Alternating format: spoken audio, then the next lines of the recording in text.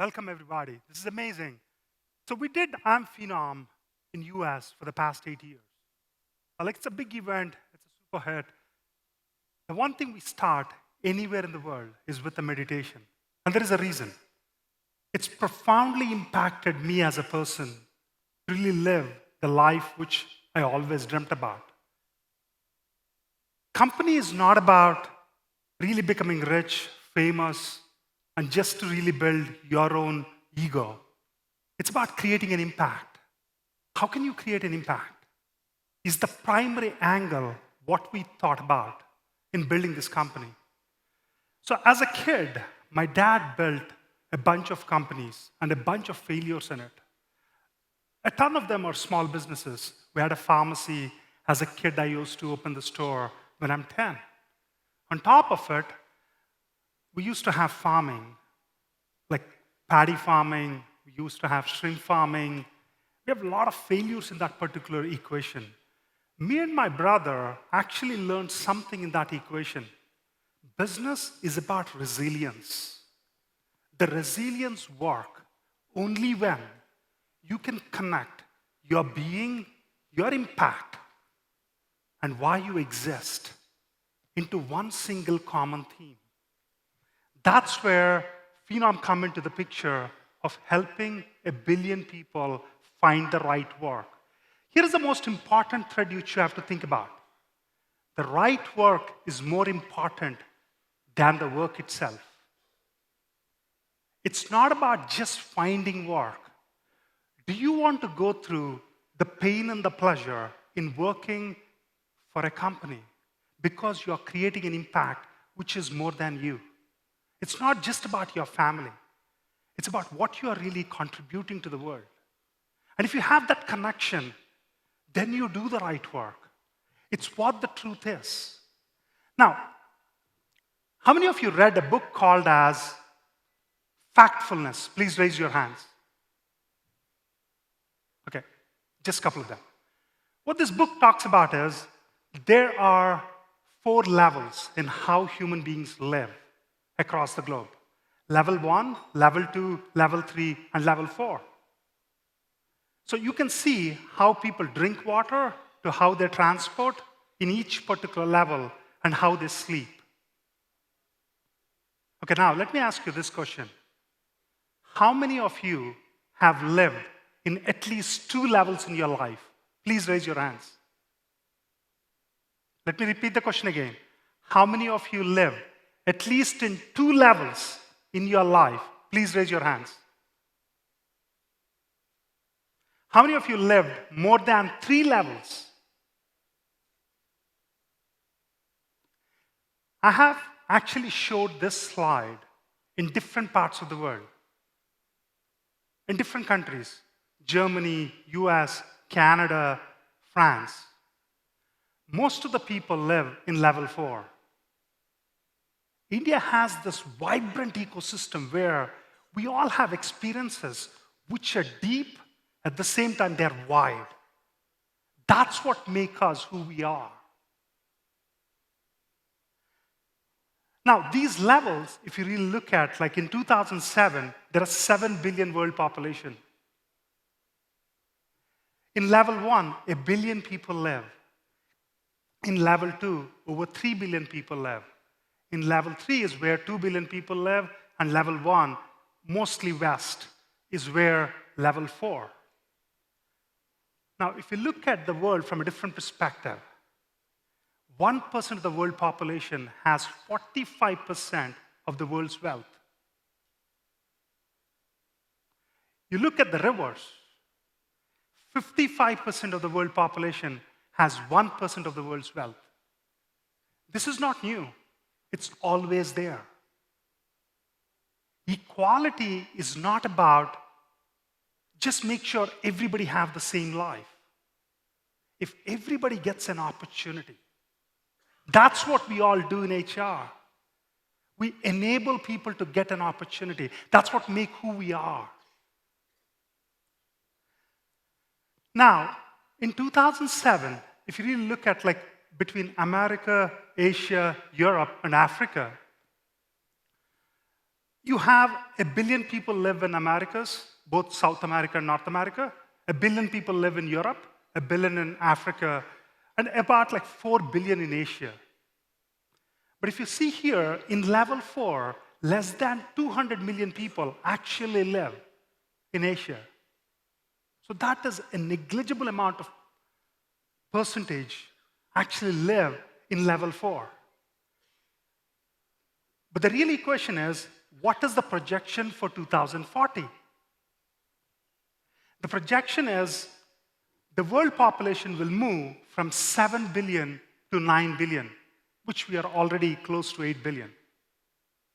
Now, what happens is the 2 billion population which is coming in, they're only coming in Africa and Asia.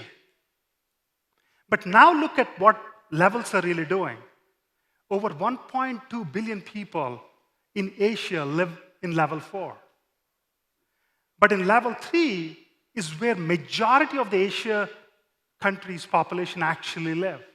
And in that, India is the most predominant equation. Now, this is what is exciting.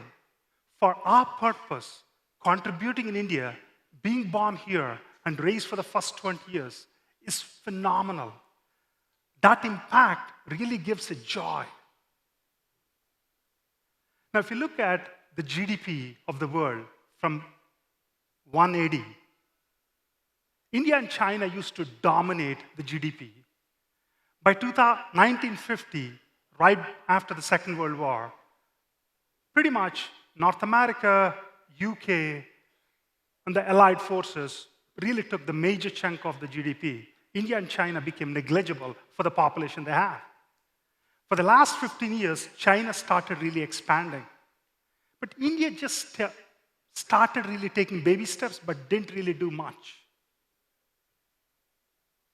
But if you look at like where this is really going, India will really become over a $30 trillion economy. And there is a reason. The reason is the desire for Indians to live a better life. That one single equation is actually making us to have a prosperity. That's what all our roads are, all our infrastructure is. I'll give an example. I was talking to UPS CHRO last week for a dinner, and he asked me, I've been to Hyderabad.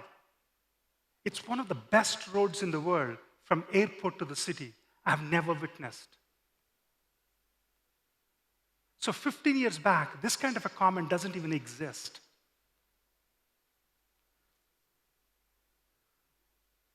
Now, every 25 years, the world changes. The technology makes significant shifts. And right now, that shift is going on for the last 5 years with AI. What is the shift really doing? It is changing how you use products. What will that do to the organizations? It will change how you really handle and manage talent. It will also change how you think about work. And this is happening at a rapid pace. Now, the work is dynamic. It continuously evolves. Let's really look at the point of a driver.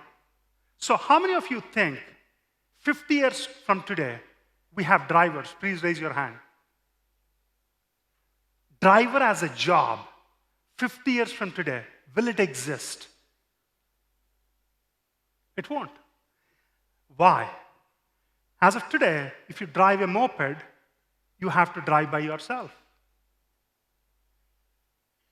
Let's say you have Mahindra, you have a driver assist. If you're driving on highway, probably 30% of your driving, you don't need to drive. Now, if you drive a Tesla autopilot, 70% you don't drive.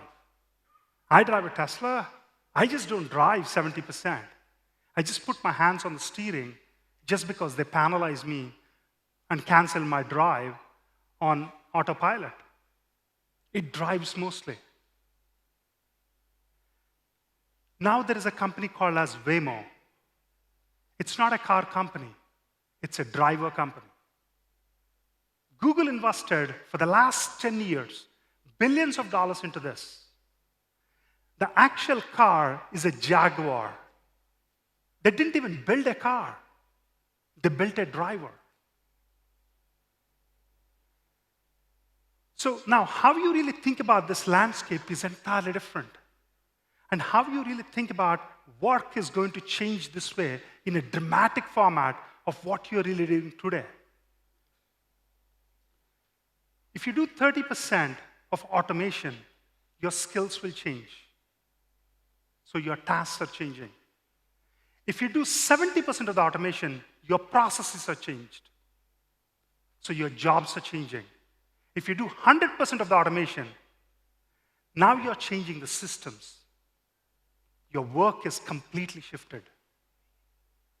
That's where driver as a job might not exist. Now, let me give you a perspective here. How many of you know what this is? This is a self-driving car, control takeover for 0.2% error rate. If the car is going into a very complex situation, it basically can take over the car. And you have a driver really watching which particular car has a problem. Should I really take over? So the accidents are eliminated. Waymo did this a lot and then built reinforcement learning to eliminate these things. But their percentage is reducing continuously, but there are different techniques, adaptive learning, and different techniques what they really use. Now, I'll give you one other perspective.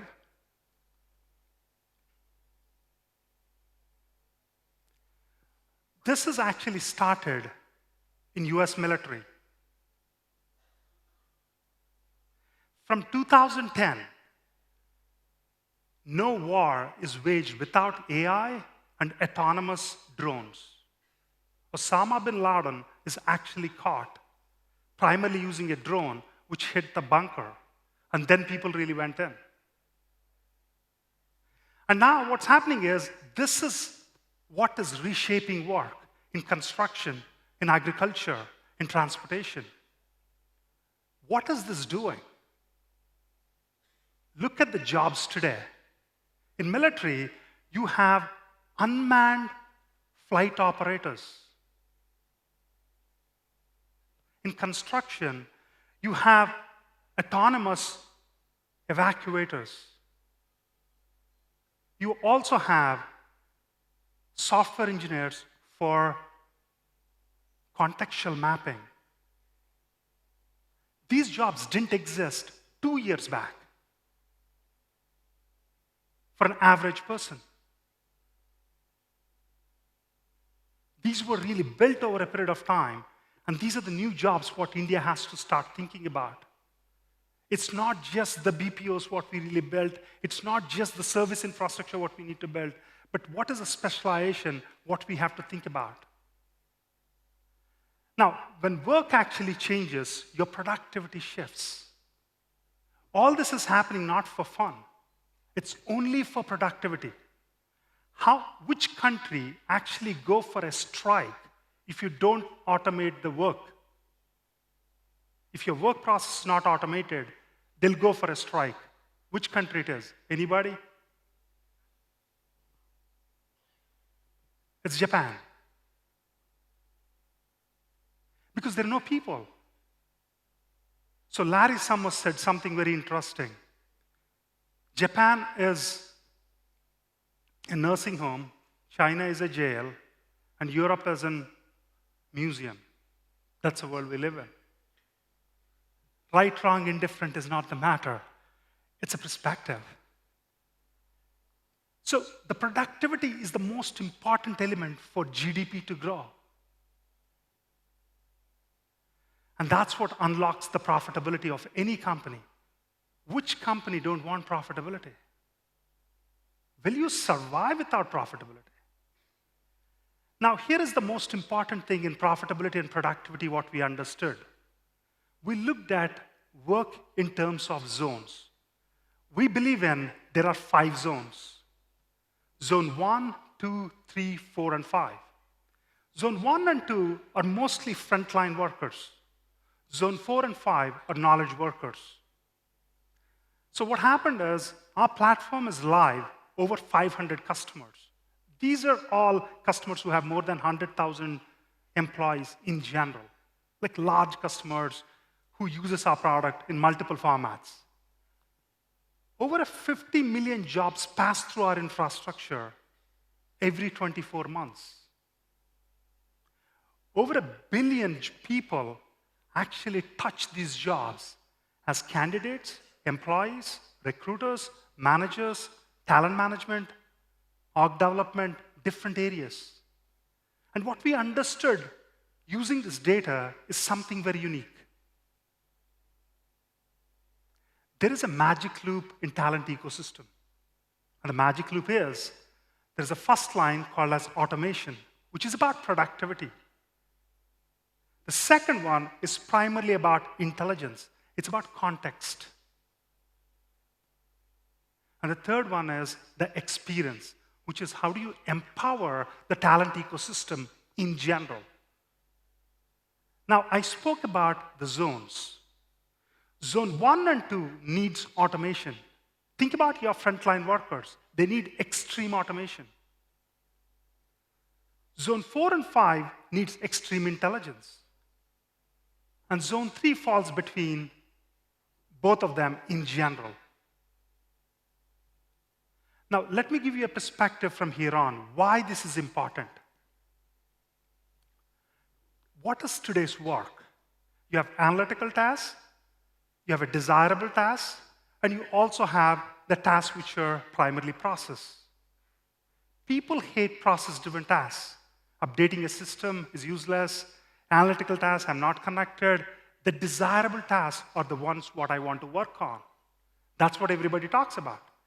But what in reality happens is, you do most of the tasks which are analytical and most of the tasks which are process-driven, and very few actually done for your desirable tasks.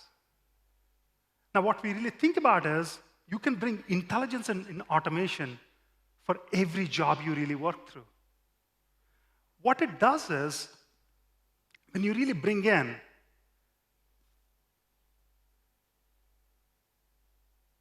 automation, there's something called as a zone of efficiency. That actually takes away your process tasks through pure automation. Some of you are using ServiceNow, some others are using UiPath, or whatever it is. But you're not applying that at a business process level. You're applying at IT process level. Now look at the other side of the equation, which is primarily about intelligence. This is the zone of effectiveness. You can reduce the analytical task a good percentage out of the equation, what you're really doing today. Now what happens with this whole thing is, you can use the zone of efficiency and effectiveness in a much more thoughtful format. Now this is how the world really looks like. In an AI-first world, where you use intelligence and automation, your desirable tasks will grow a lot larger because AI will take away the analytical tasks and the process tasks, which most of the people don't like to do anyway. In this world, what are the skills you need? That's what's the biggest challenge right now. And with augmentation, these skills are changing every now and then. The speed at which skills are adopting is in a ridiculous format.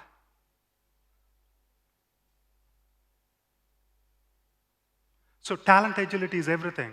That's the only equation, what you have to think about in general for your own company. So the IQ is what, in India, most valued element.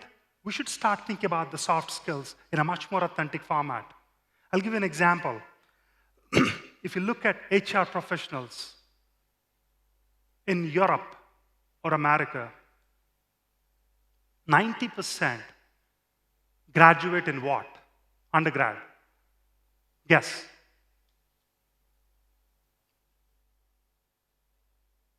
What's that? Yeah, psychology is one. It's all arts. Psychology, literature, English. That's where 80% of CHROs are, and the VPs and SVPs. But in India, actually, at least 50% are technologists, which is a very different equation comparatively.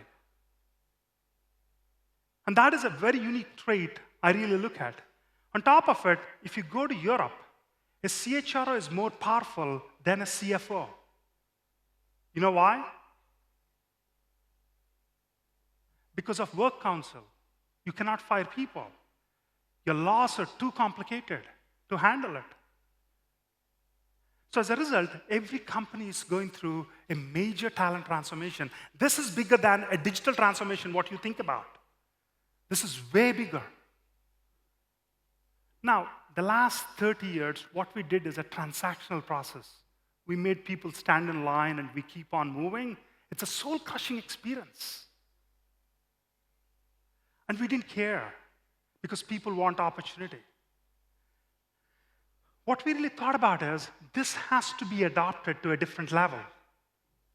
The reason is 90% of the talent interactions were not captured and they're wasted. What happens in an interview, nobody knows. It's a black hole. You can take the data and automate and make systems intelligent a lot more beautifully. But we didn't really attempt it. So that's where we came up with intelligent talent experience as a platform. It's not what you traditionally see in an HR software. This is primarily about how do you personalize, how do you automate, and how do you empower people. This is about connecting the data, the interactions, and the people in a very unique format so you have authentic connections and phenomenal experiences throughout the talent movements by creating maximum efficiency. What we created is primarily about an HR experience, an employee experience, a candidate experience, and then a manager experience. And they're interconnected using our engines in the backend.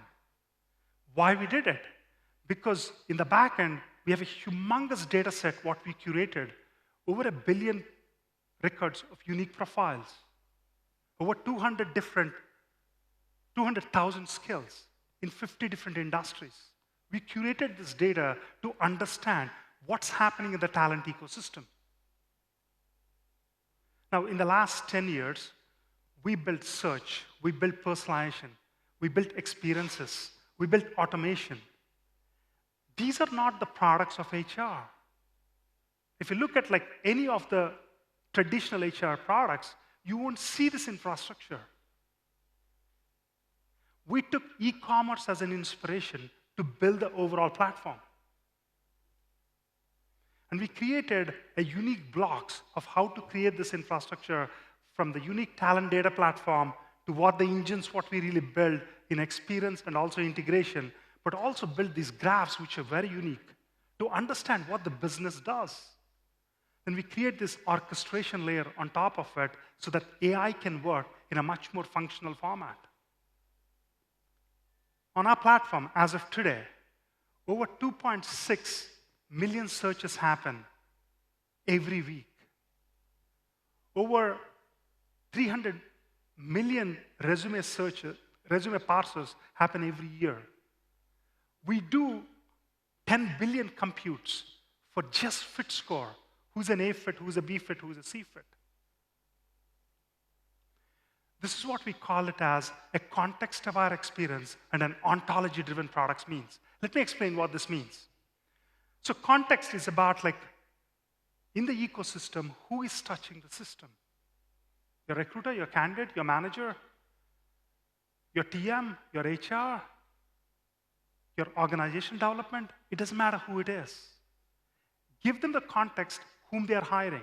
Are they hiring a frontline, a knowledge worker? In which country? Is it in India? If it is in India, it's in Tier 1 city, Tier 2 city, Tier 3 city. If it is international, which particular country, what kind of policy you have.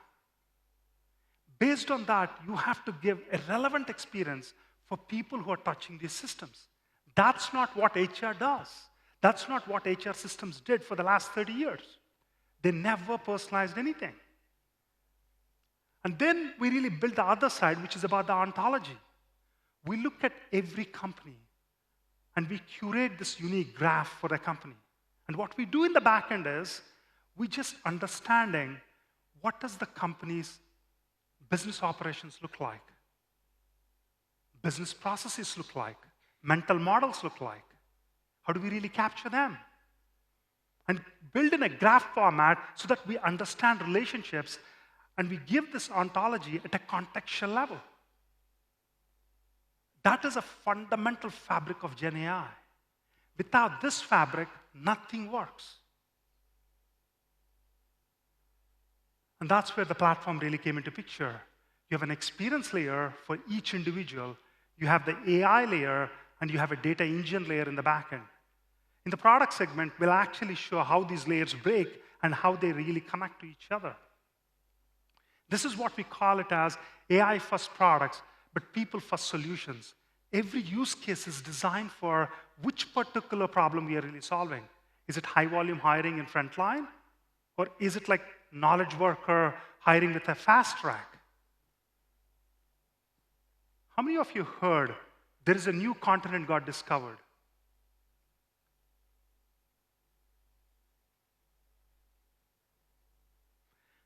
It's called as Atlantis.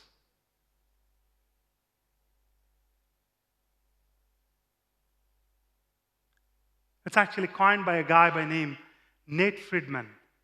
He's the guy who found GitHub. What his point of view is, there are 100 billion agents coming into the workforce. They are like interns. Think about what happens to the Indian workforce now, and how should we really reskill, upskill, and cross-skill with agents really flooding into the market to do the primary work what we're really doing. That's 100 billion agents. This is not too far. It's happening right now. But here is the point. If you sit in a car, if the car is driving and you're not driving and the driver is not required, have you changed where you start and what is your destination? Because the car is driven by the car itself? You don't care. The person who expects where to go is still you. But the way you really choose it is different. The jobs are different, the manifestation is different, the amplification is different. And this will change every industry at a fundamental level. Now, this will reshape every functional unit of every enterprise. Whether it's sales, HR, finance, marketing, it doesn't matter what it is. What we thought is, for HR, we want to create this next wave of infrastructure with the AI agents in HR. We want to create this pioneer next generation agents. And what we did is, we really looked at the overall landscape of the language agents and what has been used for the last 3 years. We just curated this infrastructure into the problems what we're really solving. And then we connected these dots into the use cases which are the most critical. Talent acquisition, to the talent management, to the TA ops, to the HR, to the recruiters. And then really think about automation agents. Then we think about intelligence agents. And you can have a conversation with an X Plus, which is primarily a kind of an agent bot, which you can have a discussion with or a conversation with in terms of ask for a candidate or ask for an employee. It can give you details about what's happening. In the world of agents, every employee is a manager. What does a manager do? You have to delegate in an effective format. But you don't delegate just to humans. You delegate to you, your agents, and your peers. And that's the new role, what you live in. We will show you, we have launched about 15 new agents that we enable within our ecosystem. The IAMPHENOM US, which we'll do in Philadelphia, you will see the most important architectural changes, what we're really doing for HR, and how this manifests differently, and how this automate and make the whole process a lot more intelligent. And I wish most of you will be there and really witness it. So innovation through intelligence and automation is what we are really doing extensively for the past 10 years. And we are continuously building this particular thought process, and we're helping many companies to have an enterprise productivity at a different level in the HR ecosystem. And we're designing all these experiences for every person in the talent ecosystem. Thank you.